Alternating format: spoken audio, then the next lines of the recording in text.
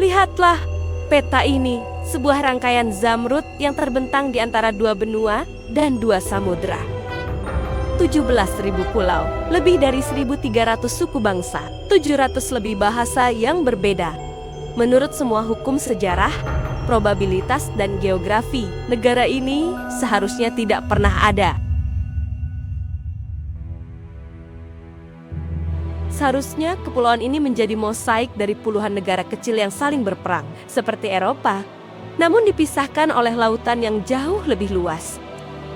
Seharusnya perbedaan budaya, bahasa, dan sejarah lokal menjadi tembok pemisah yang tak dapat ditembus. Tapi kenyataannya, ia ada. Satu bendera berkibar dari Sabang di ujung barat hingga Merauke di ujung timur. Ini adalah sebuah anomali, sebuah kemustahilan geopolitik. Ini bukanlah pernyataan hiperbola, ini adalah kesimpulan logis. Coba bandingkan, Uni Eropa dengan 27 negara masih berjuang untuk menemukan identitas tunggal. Uni Soviet, sebuah negara adidaya, runtuh berkeping-keping karena perbedaan etnis. Namun Indonesia, dengan keragaman yang berkali-kali lipat lebih ekstrim, tetap berdiri. Pertanyaannya bukanlah apa itu Indonesia, melainkan sebuah pertanyaan yang jauh lebih fundamental dan jarang kita tanyakan. Bagaimana Indonesia bisa ada? Mulai menit ke depan, kita tidak akan sekadar membuka buku pelajaran.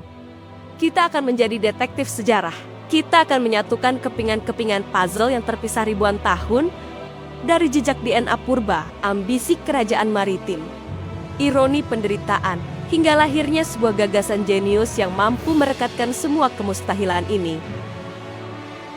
Ini adalah kisah tentang bagaimana takdir, konflik, dan sebuah ide cemerlang mengubah kepulauan yang seharusnya terpecah belah menjadi sebuah keluarga yang tak terduga. Ini bukanlah kisah tentang seorang pahlawan. Ini adalah kisah asal-usul kita semua. Kisah kelahiran bangsa yang tak seharusnya ada. Mari kita bernalar bersama. Selamat datang di Lensa Nalar, channel yang mengajak Anda melihat dunia lebih dalam dan lebih jelas.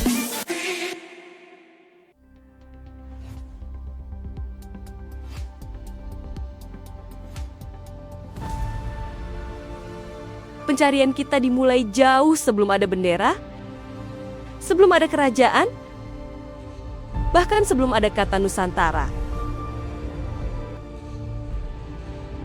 Kita harus mundur 4.000 tahun ke masa lalu, ke dalam diri kita sendiri, ke dalam DNA kita. Jika kita menelusuri kode genetik mayoritas penduduk dari Madagaskar di barat hingga ujung timur Indonesia, kita akan menemukan sebuah tanda tangan genetik yang sama, penutur rumpun Austronesia. Mereka adalah para pelaut ulung dari zaman Neolitikum. Berawal dari Taiwan sekitar 4.000 tahun yang lalu, mereka melakukan salah satu migrasi maritim terbesar dalam sejarah manusia. Dengan perahu cadik sederhana, mereka menaklukkan sepertiga bola dunia. Gelombang migrasi inilah yang menjadi fondasi biologis pertama. Orang Aceh, Batak, Minang, Jawa, Dayak, Bugis, hingga sebagian masyarakat di timur Indonesia secara genetik adalah saudara sepupu jauh yang terpisah oleh waktu. Tentu, seiring berjalannya waktu, gelombang ini bercampur dengan migrasi lain dari daratan Asia, India, Arab, dan Tiongkok, menciptakan keragaman wajah yang kita lihat hari ini. Namun, di dasarnya, ada sebuah sistem operasi genetik dan linguistik yang sama. Ini bukanlah sebuah kesadaran persatuan, jauh dari itu. Anggap saja ini sebagai kabel-kabel bawah tanah yang sudah terpasang, namun belum dialiri listrik, sebuah potensi yang tertidur selama ribuan tahun. Ia tidak membuat kita bersatu, tapi ia membuat kita kompatibel untuk suatu saat nanti bisa bersatu.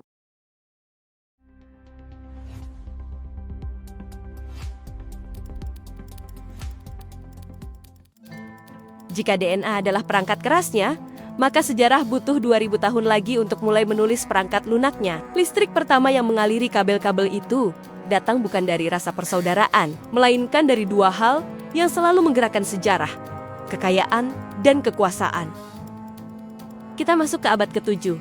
Di pesisir Sumatera, sebuah kekuatan maritim baru muncul, Sriwijaya.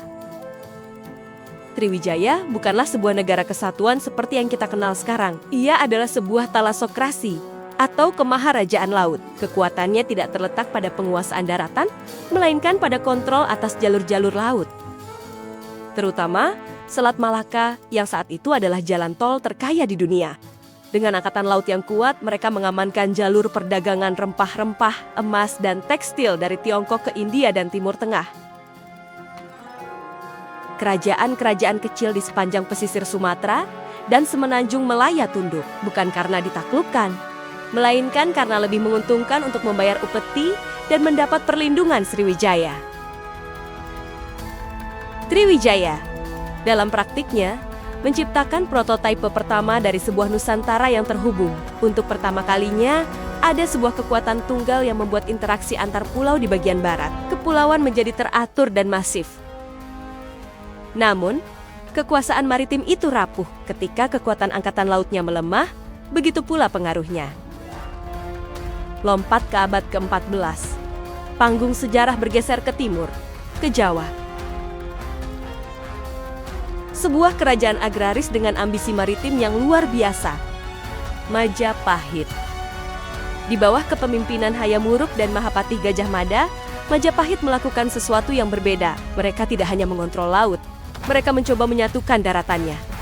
Muncullah Sumpah Palapa yang legendaris, sebuah deklarasi ambisius Gajah Mada untuk tidak akan beristirahat sebelum menyatukan Nusantara di bawah Panji Majapahit. Sejarawan masih berdebat tentang sejauh mana klaim kekuasaan Majapahit ini benar-benar efektif. Tapi itu bukan poin utamanya. Poinnya adalah gagasan tentang sebuah entitas politik yang mencakup seluruh kepulauan. Sebuah Nusantara telah lahir dan diproklamasikan. Sriwijaya dan Majapahit bukanlah Indonesia. Mereka adalah fase-fase penting dalam evolusi. Mereka adalah proof of concept. Mereka membuktikan bahwa secara teknis dan politis, kepulauan yang luas ini bisa dikelola di bawah satu payung kekuasaan. Mereka menanam benih kesadaran geopolitik yang akan dipanen berabad-abad kemudian.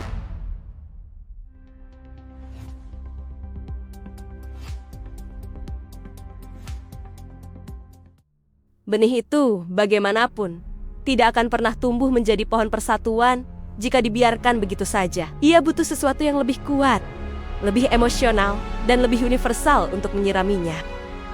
Ironisnya, pemicu terkuat itu datang dari luar, dalam bentuk keserakahan dan penindasan. Kita masuk ke era kolonialisme. Dimulai dengan Portugis, lalu Spanyol, dan akhirnya dikukuhkan oleh Belanda selama hampir 350 tahun. Kepulauan Nusantara yang tadinya merupakan arena persaingan antar kerajaan lokal, kini ditempatkan di bawah satu atap administrasi paksa Hindia Belanda. Perbatasan yang digambar oleh Belanda di peta tidak peduli dengan batas-batas suku atau kerajaan kuno. Dari Aceh hingga Papua, semua pulau dan masyarakatnya kini memiliki satu status yang sama, warga kelas 2 di tanah mereka sendiri.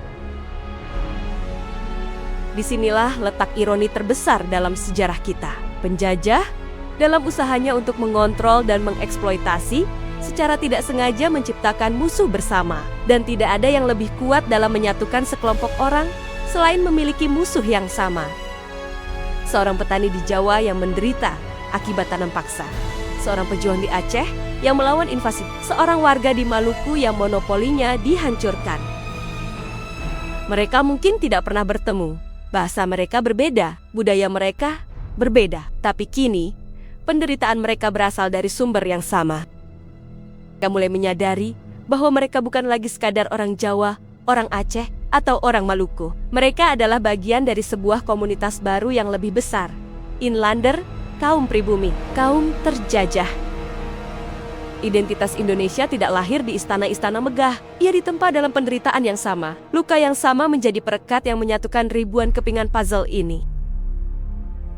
Kabel-kabel bawah tanah yang dipasang oleh leluhur Austronesia kini mulai dialiri oleh listrik emosi kolektif, keinginan untuk merdeka.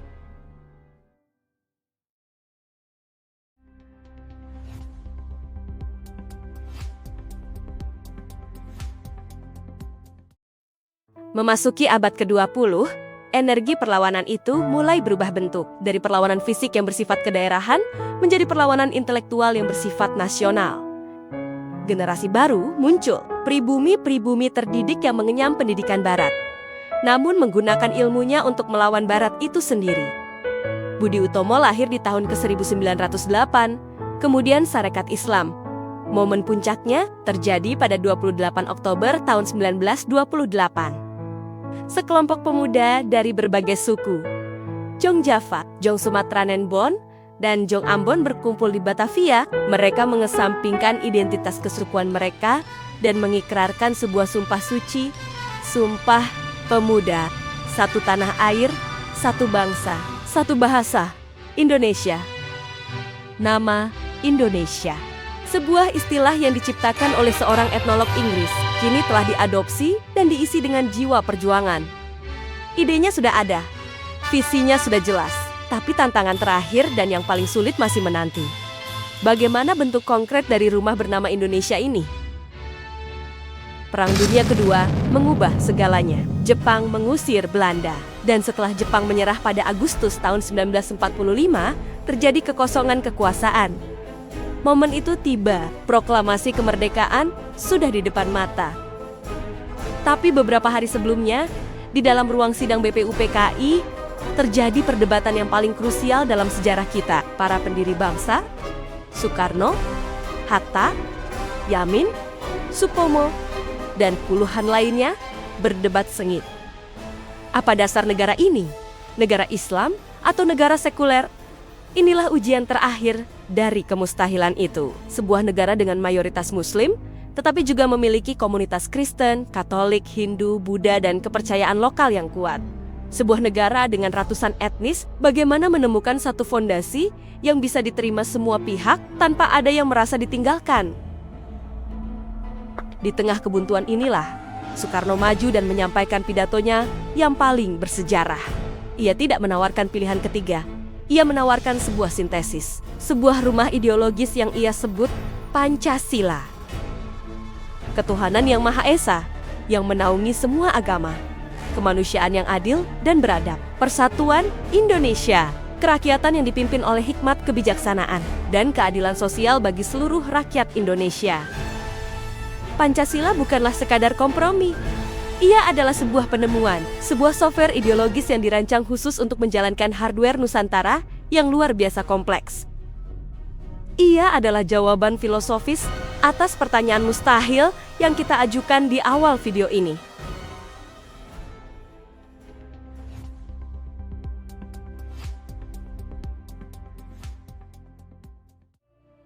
Dengan dasar negara yang telah disepakati, panggung telah siap. Pada hari Jumat 17 Agustus tahun 1945, di sebuah rumah sederhana di Jalan Pegangsaan Timur 56 Jakarta, kemustahilan itu akhirnya menjadi kenyataan. Proklamasi. Kami, bangsa Indonesia, dengan ini menyatakan kemerdekaan Indonesia.